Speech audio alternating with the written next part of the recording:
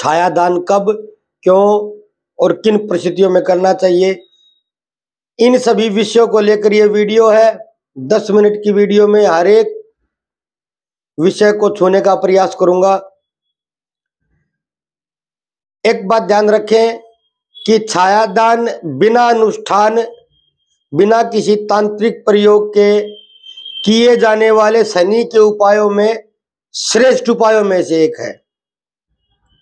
अन्य जो उपाय होते हैं वो अनुष्ठान होते हैं या तंत्र के उपाय होते हैं, लेकिन ये साधारण उपाय है, सभी कर सकते हैं और परिणाम भी मैंने इसका बहुत अच्छा देखा है। 2 मिनट पहले कुछ समझा दूं, बाद में मति भ्रम की स्थिति उत्पन्न होती है। जैसे मेरे को ही ले ले, मेरी केतु की महादशा में बुध की अंतर्दशा है और चंद्रमा का प्रत्यंतर है। बुध की स्थिति मेरी कुंडली में अच्छी है, लेकिन केतु की भी खराब है, चंद्रमा की तो बहुत खराब है। तो चंद्रमा का जब से प्रत्यंतर आया है, मेरे स्वास्थ्य में बार बार छोटी मोटी समस्याएं और बाहर की समस्याएं, समाज में समस्याएं बार बार उत्पन्न होती हो रही है, होती भी रही है पीछे भी, चाहे चंद्रमा की अंतर्दशा आए चाहे प्रत्यंतर आए। महादशा तो अभी आई नहीं है, बहुत आगे है, 25 साल आगे कम से कम। लेकिन मैं जब उपाय करता हूं या उस विशेष ग्रह की विशेष पूजा आराधना अनुष्ठान करता हूं, तो उससे जो ग्रह का परिणाम जन्म पत्री में दिखाई दे रहा है उससे कम मिलता है हानि का। तभी तो नित्य वीडियो आ रहे हैं, क्योंकि हानि की मात्रा कम हो जाती है। ऐसा दुनिया में कोई उपाय ज्योतिषी तो बता नहीं पाएगा आपको कि जिससे खराब समय को गोल्डन समय में बदल दिया जाए, ऐसा नहीं होता है। और जो ऐसा बोलते हैं वो झूठ ही बोलते हैं। स्पष्ट बोल रहा हूं, तो ऐसा बोल रहे हैं खराब समय में आपको राजा बना देंगे या ये इलायची रख दीजिए तो आप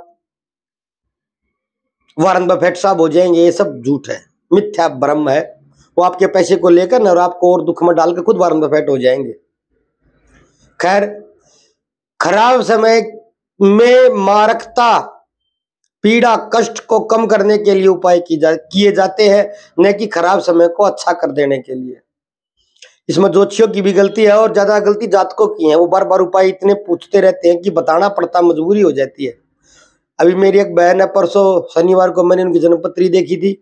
मैंने कहा था कि सोमवार मंगलवार को मैं उपाय का वीडियो बना के भेज दूंगा। इसी वीडियो को लेकर उनको बोला था सोमवार मंगलवार को बनाऊंगा, कल मैं बाहर जा रहा हूँ और बुधवार तक भेज दूंगा, शनिवार से आपने प्रारंभ करना है। उनका कल ही फोन आ गया कि भेजा नहीं। अजीब है। अब ऐसे वो तो चलो छोटी बहन है, कर भी सकती है, ऐसे और भी लोग फोन करते रहते हैं और ज्योतिषी इससे परेशान हो जाता है और पहले ही उपाय की गठड़ी पकड़ा देता है, ले भैया करता रहे, देखी जाएगी हमारी। तो ये मैं मेरा अनुभव बता रहा हूं। दूसरी बात,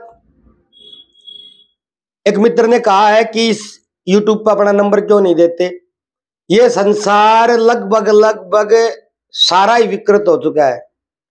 इसके पास नंबर चला जाता है, वो रात को 10 बजे ही फोन कर देता है कि अरे फ्री बैठे थे, एक बार देख ले कुंडली। अरे तू फ्री है, मैं फ्री थोड़ा ही हूं। आपके फ्री होने का अर्थ ये है कि सारा ब्रह्मांड फ्री हो गया है। और बहुत से लोग तो ये देखते कि ये पैसे मांगते नहीं है, तो देने की जरूरत भी क्या है, दिखा ले और फोन कभी भी मिला देते हैं। इसीलिए मैं नंबर नहीं देता हूं। आप सच मानेंगे, मेरे फोन में बहुत ज्यादा नंबर सेव है और उनसे कई गुना ज्यादा नंबर ब्लॉक है, व्हाट्सएप पर भी और कॉल पर भी। कर इसलिए नंबर नहीं देता, ये उत्तर भी दे दिया। छाया दान, छाया यानी कि परछाई का दान शनिवार को दोपहर के बाद किया जाता है। साढ़ सती हो, ढैया हो, अंतरदशा हो, प्रत्यंतर हो या शनि की महादशा हो, इन सभी समय पर यह उपाय होता है। 5 शनिवार, 7 शनिवार, 9 शनिवार, 11 शनिवार, 21 शनिवार तक भी उपाय किया जाता है। यदि रिलीफ मिलने लगे तो उपाय को करते रहना चाहिए। बड़ा सस्ता सुलभ उपाय है, बड़ी जल्दी बड़ी आसानी से होता है। करना कैसी है, लोहे का एक पात्र ले लेना है, कटोरी टाइप, छोटी से छोटी ले लें। और यदि आपको बजट की समस्या नहीं है तो नॉर्मल बड़ी जैसी भी ले लें, छोटी भी लेंगे तो काम वही होगा। सरसों का तेल ले लें, जितना उस कटोरी में आ जाए बोतल में ले जाए, क्योंकि घर से डाल कर कटोरी में ले जाएंगे तो रास्ते में बिखर जाएगा। शनि के मंदिर में चले जाएं, दोपहर 2 बजे के बाद कभी भी, रात्रि तक, सूर्यास्त होने के बाद भी कर सकते हैं, कोई विशेष वो नहीं है। लेकिन ज्यादा रात्रि को तो फिर जाना संभव नहीं होता, कठिनाई होती, इसलिए 2 बजे के बाद 4-5 बजे कर दें अपनी सुविधा के अनुसार। तेल ले जाए, सरसों का तेल उस कटोरे में डाले, मंदिर में खड़े होकर, शनिदेव के मंदिर में, और उसमें अपनी परछाई देखे और भगवान शनिदेव से साथ जो भी आप उनको पुकारते हैं उनसे अपने जाने अनजाने, फिर शब्दों को सुनिए, अपने जाने अनजाने में किए पापों की क्षमा मांगिए। परछाई को देखकर जब पूरी परछाई उसमें दिखाई दे चेहरे की, ऐसे देखेंगे आप हाथ को करके थोड़ा नीचे करके, और जब पूरी परछाई दिखाई देने लगे चेहरे की, तब अपने किए अनकिए पापों की क्षमा मांगिए। मन में ही मांगनी है, कभी आप बोलने लग जाए ना, चिल्लाने लगे कि हे शनिदेव मेरे को माफ कर दे, मेरे से बड़े अक्षम्य अपराध, ऐसा कुछ नहीं करना है। मन में करना है कि जो किए हैं जानबूझकर या अनजाने में भी होते रहते हैं, सभी के लिए मेरे को क्षमा करे। और कटोरी को यूं का यूं शनिदेव के मंदिर में रख देना, चढ़ाना कहीं भी नहीं है। विशेष बात ये याद रखे, तेल को चढ़ाना कहीं नहीं है, यूं का यूं पत्थर रख देना है बस। फिर वो पुजारी या मंदिर में जो शनि मंदिर में संभालते हैं, हरियाणा में उनको डाकोत बोलते हैं, तो डाकोत या पुजारी जी की जो इच्छा उसका करे।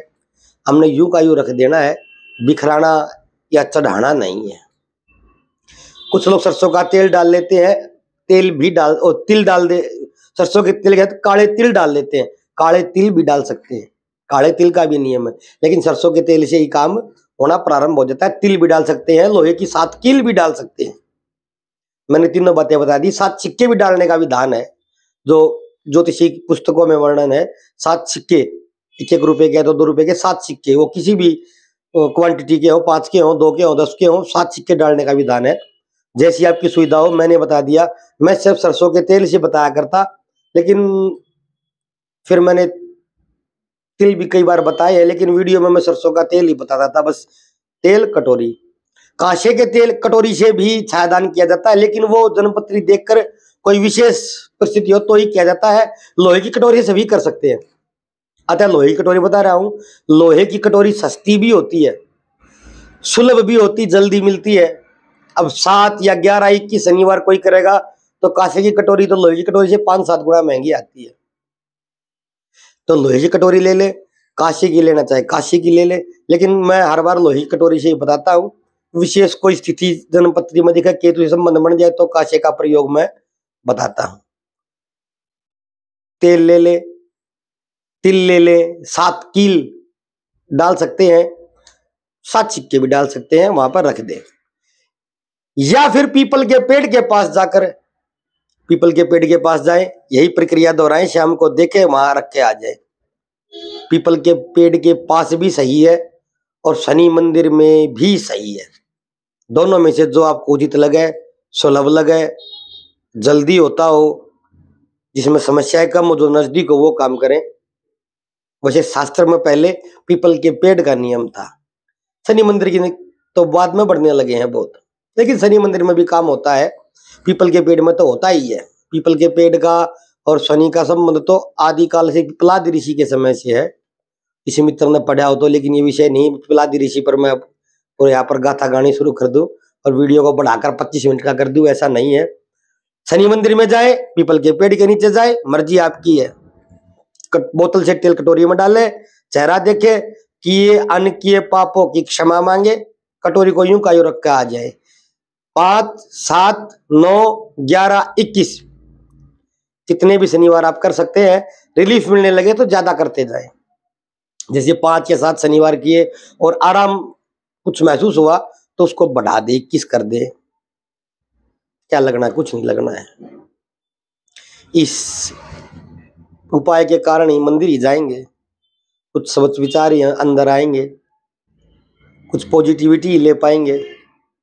उपाय का तो लाभ खैर होता ही है, लेकिन शनिदेव की कई बार ऐसी विशेष स्थिति बनी होती कि उपाय भी लाभ नहीं दे पाता है, वो अलग विषय है।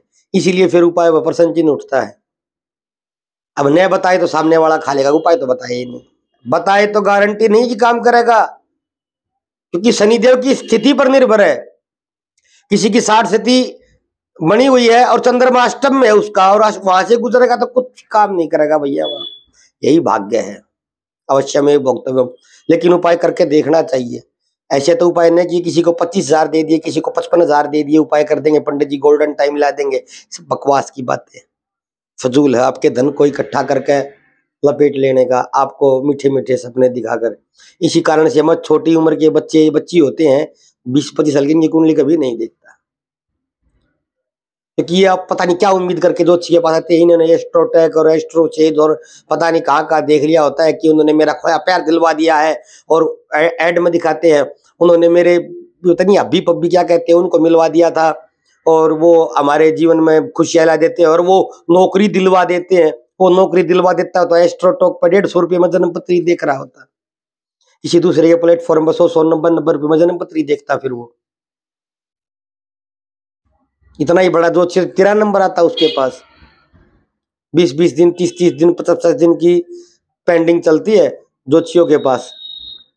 खैर 11-11 हजार रुपये फीस होती है, और 45-45 दिन 55-55 दिन की पेंडिंग भी मैंने देखी हुई है। एक जगह छोड़ने में 6 महीने की पेंडिंग चल रही है, आज टाइम लेंगे 6 महीने बाद क्या मिलेगा, और फीस 31,000 रुपये है, और वो एस्ट्रोटॉक पर फ्री में ही देख दे रहा है। एक कॉल तो फ्री ही है, फिर उसके बाद में पर मिनट के 4 रुपये हैं कि पता नहीं 8 रुपये हैं, किसी ने 20 मिनट भी ली तो 150 रुपये हो जाएंगे। बकवास की बातें हैं। जो सही ज्योतिषी होता है उसका नंबर ही आना मुश्किल हो जाता है। मैं भी 80% मेरे पास आई जन्म पत्रिका कभी नहीं देखता। यदि मेरे को उसका पर्सन करने की तरीका भी सही नहीं लगा या पर्सन सही नहीं लगे, मैं कभी कुंडली नहीं देखता, हटा देता हूँ, ब्लॉक कर देता हूँ। भ्रम अब ऐसे लोग आते हैं कि पंडित जी 7 करोड़ कर्जा हो गया, कैसे उतारूं बता। भाई मैं 7 करोड़ कर्जा मैं कैसे उतरवा दूं? 7 करोड़ कर्जा हुआ मतलब छठा भाव और सस्टेज दोनों बहुत बुरी तरह से बिगड़े हुए होंगे, तो आप कोई कुछ नहीं कर सकता। ज्योतिष शास्त्र में प्रश्न उठाएगा, मेरे 500 के चक्कर में, 1000 के चक्कर में, 2000 के चक्कर में मैं ज्योतिष शास्त्र की खिल्ली बिल्कुल नहीं उड़वाता, हटा देता हूँ। 7 करोड़ किए क्यों? बुद्धि को जर लग गया था क्या? जंग लग गया था क्या बुद्धि को? पहले तो बड़े बड़े सपने के चक्कर में बर्बाद कर देते हैं खुद को, और फिर ज्योतिषियों के पास घूमते, फिर बोलते ज्योतिष ने सत्यानाश कर दिया हमारा। 7 करोड़ ज्योतिषी ले क्या तेरे? आते मेरे पास भी ऐसे। खैर इससे अनुभव बहुत होता है, आदमी का दिमाग खुलता है, देख पाता कि कैसे मूर्खों में फंस गए हैं। तो चिंतन पहली बात अच्छा किया कीजिए, किसी के पास कॉल करने से पहले मैसेज डाला कीजिए कि यदि आप सर, श्रीमान जी, भाई जी फ्री है तो मेरे को ये पर्सनल के ये काम है और इस विषय में आपसे बात करनी है, आपकी क्या प्रक्रिया है, ये पूछना चाहिए पहले। कभी भी फोन लगा देते हैं,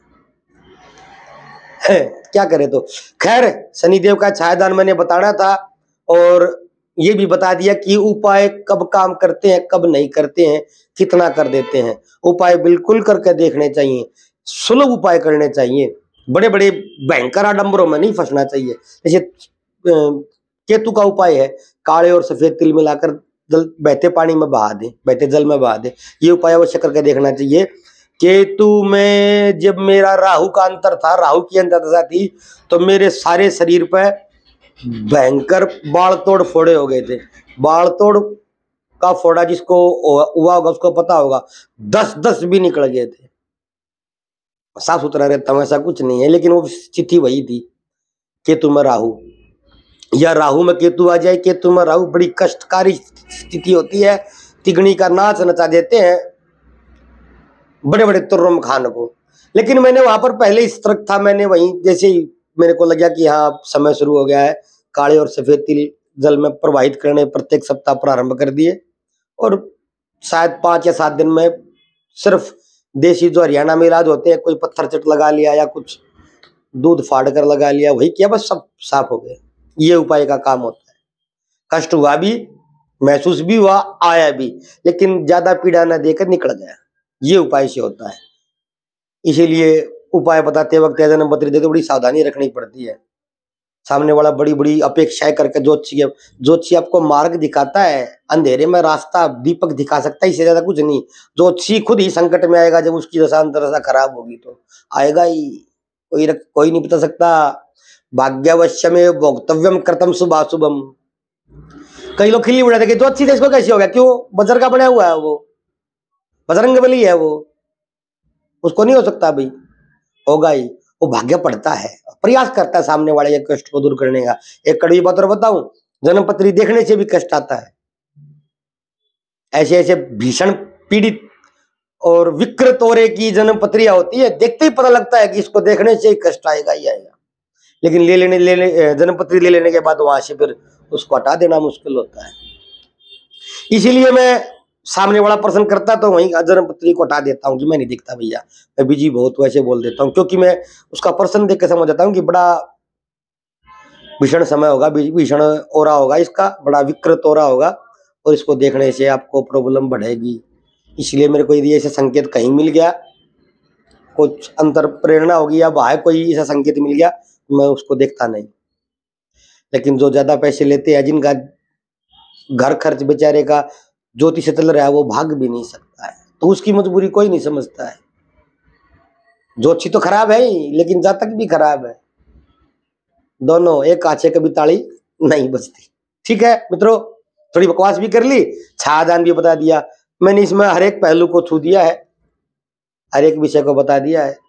फिर भी कोई विषय बचे तो बता दिएगा, शॉर्ट वीडियो डाल दूंगा। शॉर्ट डालना मेरे लिए बड़ा आसान है, फोन खोला, शॉर्ट के ऑप्शन पे गए, सीधा बोला और यूं का अपलोड कर दिया। और बड़ी में स्टैंड खोल लो, एयरप्लेन मोड लगाओ, माइक लगाओ, थंबनेल किसी से बनवाना पड़ता है मेरे को थंबनेल बनाना भी नहीं आता, एडिट तो मैं कर ही नहीं पाता, थंबनेल लगा कर यूं ही अपलोड कर देता हूँ। बीच में चाहे कोई हॉर्न की आवाज और चाहे कुत्ता भौंकने की, यूं ही चली जाती है, जो भगवान शिव की इच्छा। धन्यवाद, नमस्कार, जय भोलेनाथ, जय जगन्नाथ।